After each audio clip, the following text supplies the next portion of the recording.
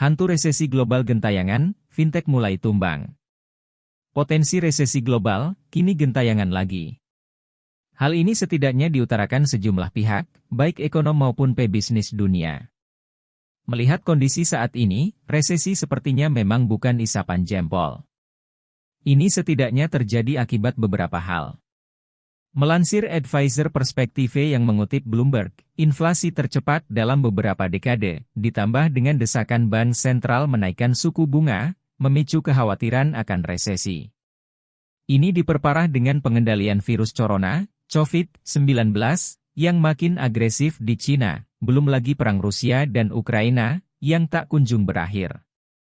Di Amerika Serikat, AS, dan Inggris misalnya, inflasi melonjak paling cepat sejak 1980-an. Bank Sentral Kanada dan Selandia Baru, untuk pertama kali dalam 22 tahun, menaikkan suku bunga 50 basis poin.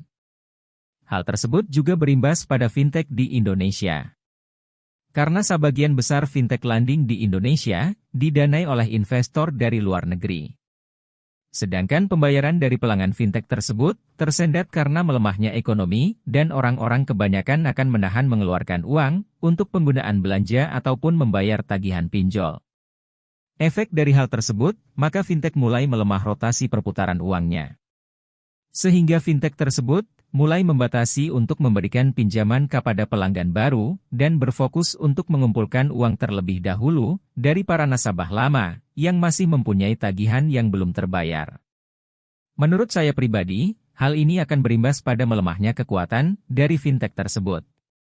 Dan apabila kemungkinan fintech tersebut bangkrut, mungkin tagihan gagal bayar kita akan otomatis lunas. Ya, jika fintech tersebut tidak segera memperbaiki sistem mereka, mungkin mereka tidak akan bertahan lebih lama. Mungkin hal ini merupakan kabar baik juga bagi kita yang masih punya tagihan di beberapa fintech tersebut. Pesan saya, jika kita butuh uang, lebih baik kita ambil dari bank syariah atau bank lokal, dan sebaiknya hindari pinjol.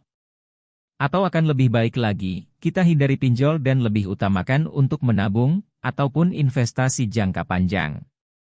Tapi, itu semua terserah pada Anda yang menjalani sih.